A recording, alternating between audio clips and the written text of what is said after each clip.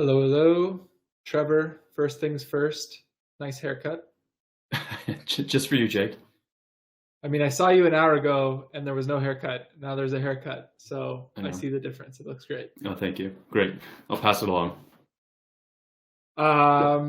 We have a discussion today that I think we need to probably at least put, a spoiler alert because we're going to be talking about Barbie.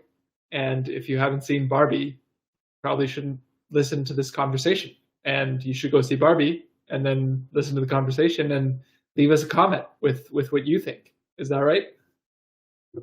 Yeah, but honestly, if you haven't seen Barbie by now, I also don't know what you're doing. It's like the people who didn't watch Game of Thrones like finale for a year and a half out, being like, "Where were you?" Like you can only hold spoilers for so long. Yeah, I mean, I still haven't seen the Game of Thrones finale because I think it Oh would my just gosh. break my heart. So yeah, just keep that to yourself.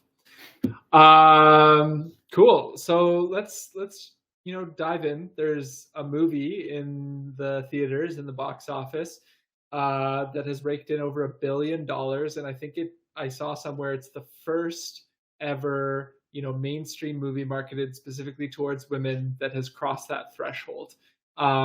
But it's not just women who are watching this movie; it's people of all genders, and there's a big conversation, a big hubbub about it. So maybe let's start with maybe some general thoughts on the movie, some themes, and then we can get into some of the quote unquote controversies. Yeah, I mean, so I remember when this was first announced a long time ago. It's gone through a lot of iterations, and it sort of comes out of the area where there's a lot of these businesses trying to create sort of side products. We start with Lego, right? Creating their movie house and starting to turn monetize their products in different ways. And so this has been floated around for a while. It used to have Amy Schumer attached to it, and like it's bounced around for a bit. And so finally, so I've been watching this for a while because I love camp movies. I love this type of like silliness and stuff. I was and I really sort of appreciated the vibe that they were sort of bringing to it. There was a lot of critique before people even knew what the script was about or what the movie was about that it was going to be glamorizing Barbie, who there's a lot of problematic things about body image around the role of women and its relationship with Barbie and its ideals. So there was already going to be like a lot of eyeballs on this as it got closer. And what I jump into the movie in a second, what I also really appreciate was like all the communication in the press tour and the media that's sort of buzzing about this over the last, I mean, frankly, half a year has been super interesting to watch. And I think started a lot of conversations around Barbie, around feminism, as around like patriarchy, around that space, just empowerment, self-realization. Like they ran out of paint, right? Like so for building this movie and the response to it, like this is a cultural phenomenon, not just a movie. And so I'm happy to be chatting about it. My first things when I watched the movie, I loved it. I thought it was really neat. Like obviously there's parts in every movie you look at and be like, or like, oh, like I mean, maybe I would have loved a bit of different writing or something, but I actually walked in the movie and loved it. And I think what was really powerful for me in the movie, outside of some of the specific themes, was that it was written for multiple audiences.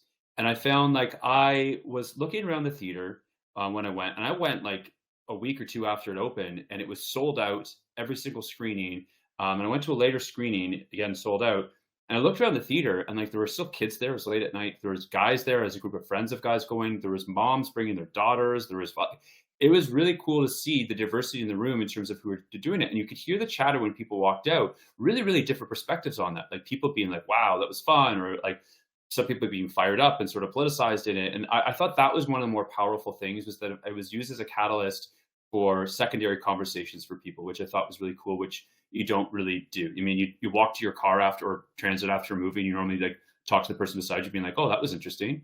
What do you think about that?" End of conversation. This really had people communing. So I really loved it because I thought it was a story about matriarchy, a story about the patriarchy, a story of self-realization. And I thought that was fascinating because I don't think it's been written in this type of camp, this type of in your face, this type of tongue in cheek, making fun of itself almost at every single corner, which I think was a really effective way, not just to talk to women, but also talk to men about these subjects as well. And so that was my initial thing coming out, being like, this is really Greta, the director and writer of it, did a really, really, really neat job of taking a complicated, politicized, fired up issues, making it camp, make it funny, making it silly, and then making it really real for people, which I thought was cool. Can you define camp for me? I know that like it's a term, but I actually only recently kind of wrapped my head around what that means. But I think it's really important for people to understand that lens on it.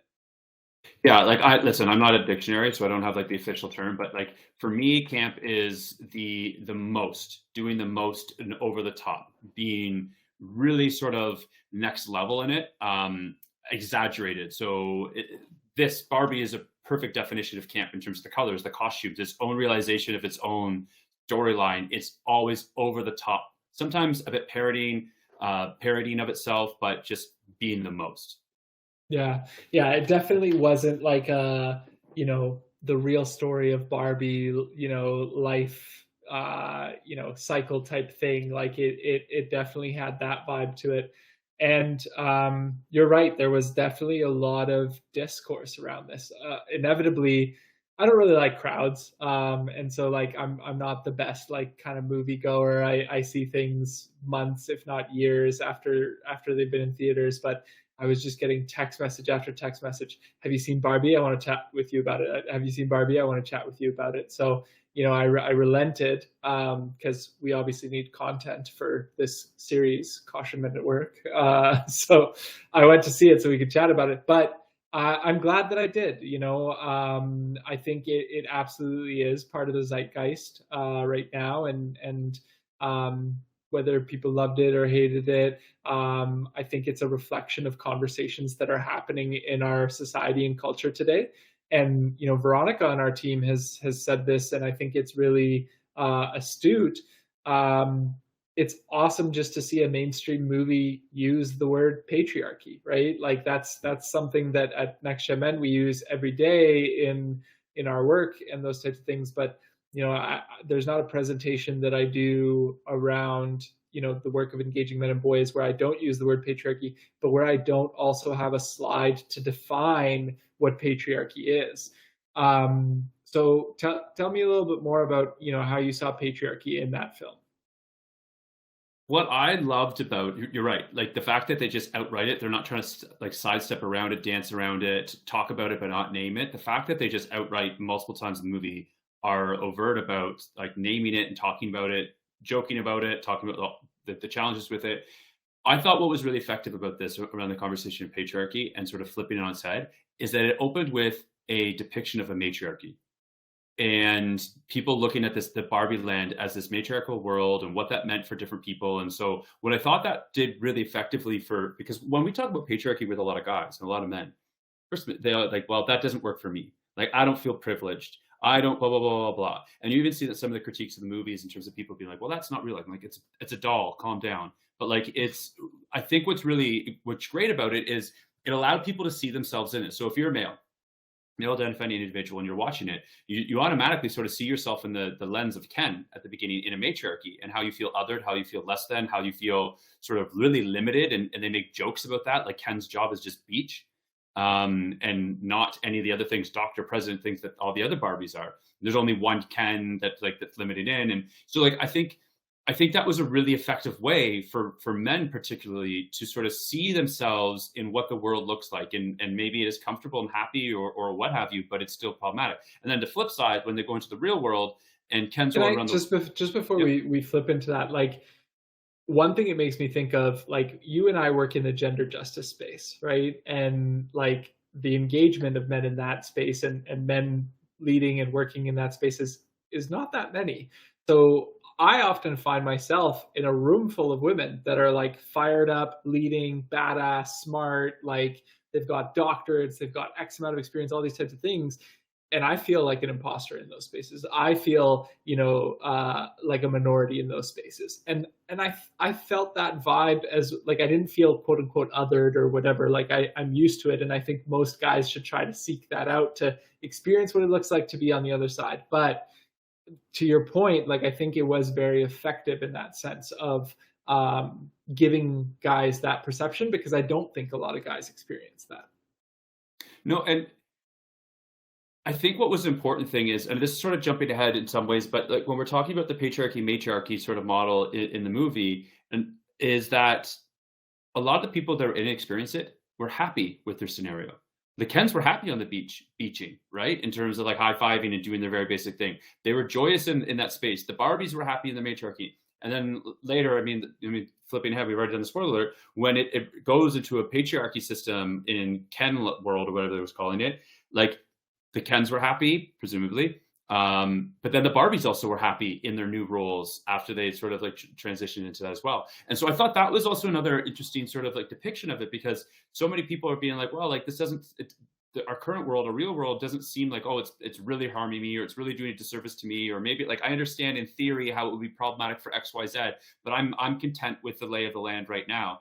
And so I thought that was a really important part of it, where it shows like the system can still be problematic and harmful to individuals, and individuals may not see that happening to them and around them, which is primarily when we go into workplaces and talk about it, we see both men and women push back on the idea of the patriarchy being a challenge in the workplace. It's not just men; everyone's existing in it, and it's harmful to individuals, but then other people benefit from it. And so I thought that was a fascinating sort of thing, because like it's not like when it's flipped to a patriarchy later under Ken world, that all the women were sitting there being like, woe is us, this is terrible, oh my gosh, we're being, like, subjugated, like, oh, blah, blah, blah. It was like, no, they're like, oh no, I like not having to think. I like not having to work. Like, that's the line in the movie. I'm not saying that. And so like, it just showed that there was contentness. And I think that's important for when we think about it, when we are trying to engage other people in our workplaces or our own communities, is like that contentness just may be a slash bit of ignorance, or maybe not necessarily like thinking about it outside of our own lens and our own context. Yeah, and I like that they use the analogy of like brainwashing and deprogramming. You know, in a 2 hour movie, like it's very evident that it's a brainwashing of sorts, but like over our lives, it's the gender reveal, it's the micro messages we get as infants, it's the macro messages we get as toddlers, young children. It's media we absorb as adolescents and those types of things. So yeah, in our society, blue equals boy, pink equals girl, right? There's just still these well worn tracks out there for us, and the exciting thing is, I think more and more people are questioning that, judging that, those types of things, but it makes other people uncomfortable who feel comfortable in those well worn tracks. You know, when there's a point in the movie where when we're talking about the deprogramming, where the character played by America Ferrera is talking about her monologue, which is really powerful. And I saw some people in the like theaters, and this is probably one of the most hot topic areas that people have talked about online, or when I've talked with my male friends who would even define themselves as like very feminist, still sort of rub them a little bit the wrong way.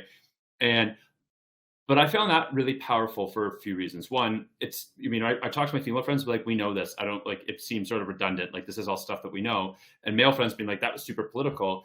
But it was going through a lot of this subtle programming that we have, right? Like, you have to never get old, never get rude, never show off. You have to be thin, but not too thin. Like, going through all of these dynamics in terms of a lot of the gender norms and expectations that are placed around women.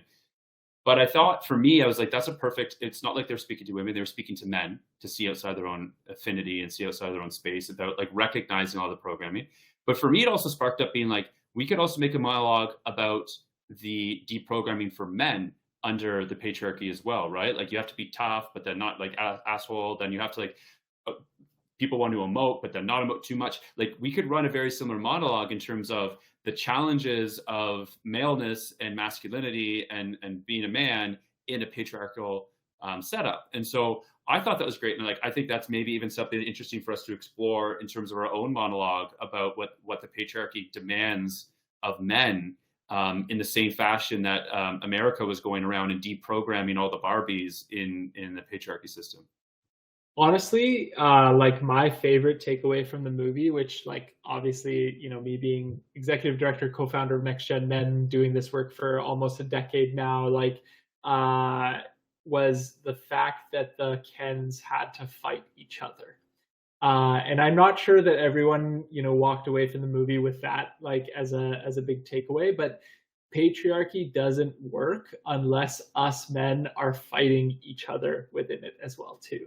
Right? Like, it's not that us all men are very like happy and content and being above women and other gendered minorities. We are deeply unsafe, unhappy, and in a battle with each other. So that was like kind of one of my favorite takeaways or cuts from it as well too. Yeah. I mean, there's so many good like one of my favorite parts, and I saw it before, like leaked on TikTok or whatever. But my one of my favorite small scenes in the entire movie, and I think it was really important, just as a jokes, but it also just speaks about how like even men are challenged in some of the patriarchy systems. So when Ken goes to the real world and he's just discovered like leaning into the patriarchy and being like, oh my gosh, I'm part of like I'm a man and all that. And it's like walking around, he goes to like the hospital and he's like he's like wants to do surgery and like let me speak to a doctor. He's like, I am a doctor. And he's like, but I'm a man, right? Like, but I like The better part was, let me do one appendectomy. You don't have a medical degree, but I'm a man.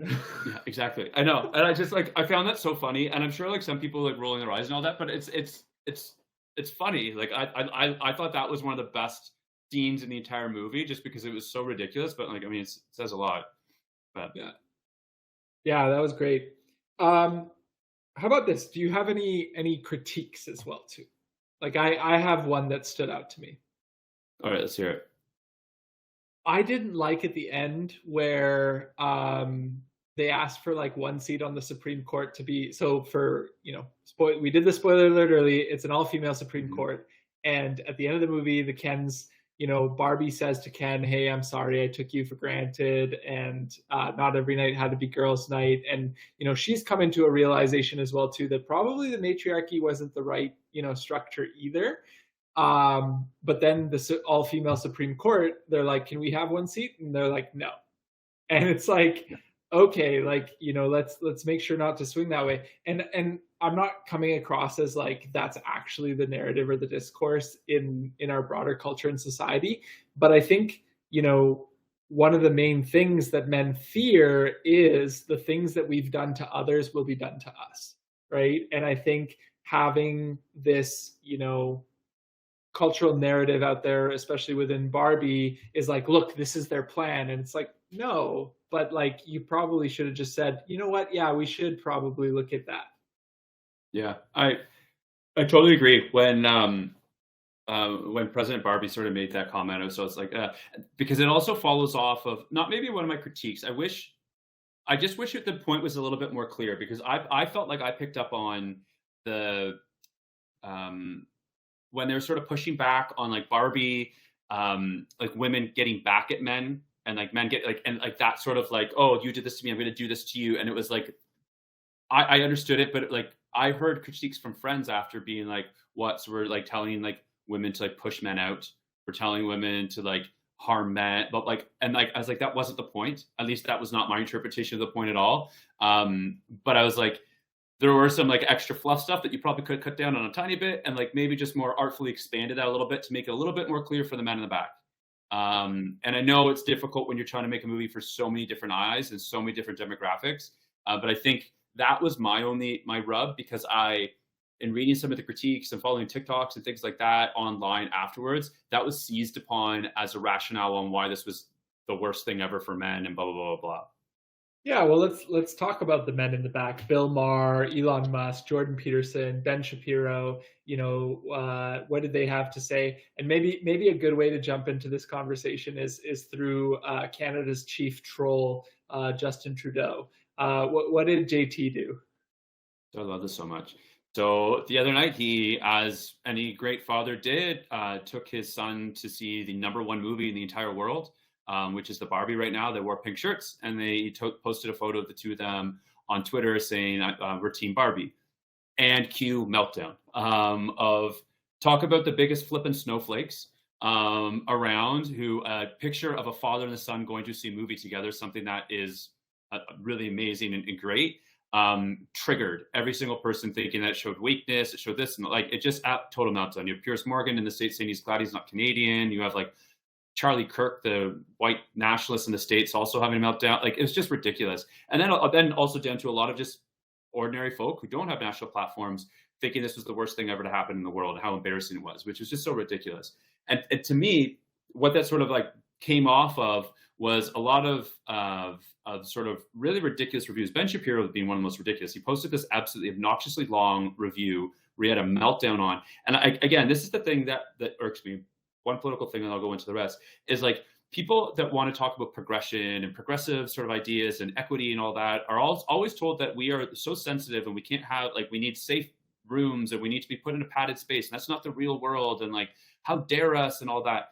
And then you put a flippin' movie out about a toy doll, and these middle-aged men have a stage 10 meltdown, existential meltdown about what it means for, like, who is the snowflake? And it drives me bonkers. Jordan Peterson, super smart man, talking about all these roles and all, like, we have to step up and be all that. Can't handle a fictional flippin' movie about a doll. It drives me bonkers. And so, like, that's my, like, hyped up sort of side of it at all, is being like, if this cues an existential crisis in your identity, I think you have a few other things going on. Maybe you need to get together and chat with some people about what it is, who makes you up and who you are and your values and things like that. But one of the main critiques, blowing off my heat about those ridiculous characters. Sorry, just before you jump into that, the reason I called Trudeau chief troll was because he did that. The internet blew up, fell apart. Everyone had a meltdown. And then you told me about this, and I thought it was hilarious. But I guess yesterday he posted a picture of him and his daughter, and they went to see Oppenheimer. And he said, just to balance it out. So, like, clearly, him or his team are aware of the discourse, and they're just trolling, right? And I thought that was great. But back to you. I loved it. No, I loved it, and I think that was. I mean, listen, don't try to, like, out social media the social media people, really, right? Like, it's. But again, a lot of these people who are, like, flipping tables, like, in really national, international personalities, are doing it because they know it kicks up sand, it kicks up a cloud that energizes a lot of people, builds engagement and all that stuff. Like, Bill Maher is an example. Bill Maher wrote this really outrageous review about it. And at the top of the review, he's like, I liked the movie. The movie was fun. I enjoyed the movie. Blah, blah, blah, blah, blah, blah, blah. And so, like, what that essentially tells me is, one, there's a little sense of fragility there too, but, like, they're kicking up this dust just to get online engagement in terms of what it is. Because, like, when you actually pull it out and pull what they go through, like, a lot of it's really ridiculous. It's misplaced facts. It's and all that. But the real critique that I hear from other men, day-to-day guy, like some not friends or friends of friends, or even in my own social circles online, is that, like, there's this vibe that, like, Barbie is anti-man or is man-hating in some fashion. And that sort of drives me bonkers because, like, one, if you go to the movie, I don't think that is a vibe that you get out of it, in terms of, I think one of the biggest things about it is that the male character, Ken, in there has the self-realization, is able to find agency, is able to find their own identity and success and happiness and fulfillment. Like, it is actually a pro-human story. And it lays out a groundwork to how to get there. He tells him, like, you need to have an identity outside of me. You need to have an identity outside of, your job. You need to have an identity, right? And, like, the man box puts us into, someone wrote it so nicely recently, and I want to borrow it, but it's like protector, provider, procreator, right? Like triple P, like that's what we as men should be. And she basically says, listen, like, I'm not really interested in this relationship with you the way it is. So you need to, go find yourself. You're not just tied to this role. Go explore that. And, you don't need to protect, like she just said, like, go be a wholesome human being. That's a great takeaway. And like, I mean, it's the line about being Ken enough, right? And like having the shirt and stuff like that. I walked away being like, I'm more interested, to be perfectly honest, and found it more fulfilling, was the storyline of Ken, which to me is sort of wild. It's Barbie.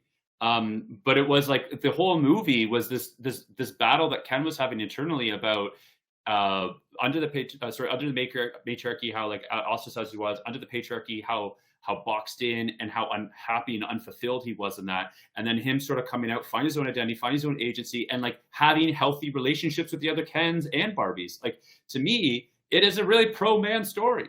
And so I don't get these snowflakes flipping around just because there's pink on the poster and there's a conversation around the patriarchy. They just lose their mind. And so for me, I think that's a real miss for a lot of guys to lean in and have this conversation. Again, I have some really pro-feminist friends who was like, oh, it's a little bit preachy, and being like, okay, but do you say that about other movies? What is the dialogue that's telling you that this is preachy? You gladly go to other movies that have very clear messages. You mean, you go to Avatar and walk out, like, all high-fiving each other.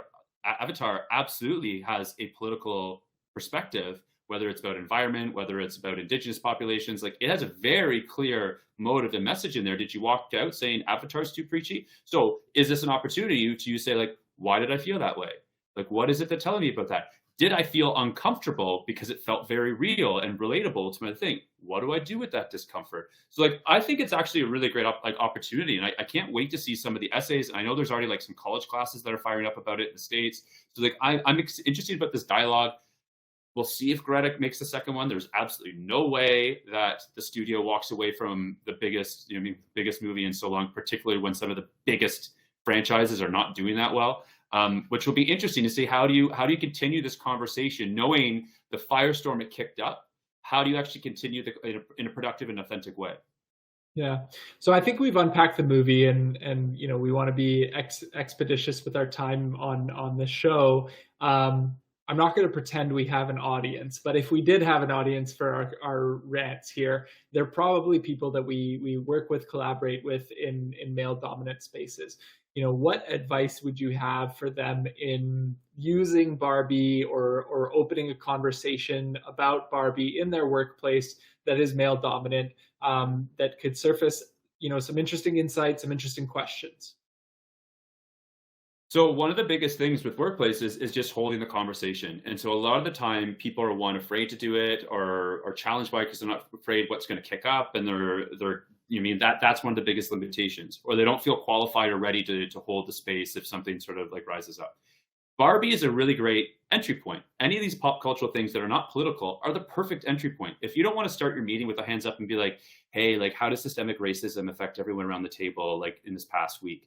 Like that could be a very daunting thing to ask and hold that space, like no matter what your identity is. And so instead, are you able to talk about like, hey, did you see Barbie? Like, what did you think about the monologue? Or like, what did you think about like make it true and authentic to yourself? But people are always saying, like, putting their hand up, being like, hey, do you want to be an ally? Do you help out to challenge systems? Do you want to change cultures in your organization, in your communities? And everyone puts their hand up.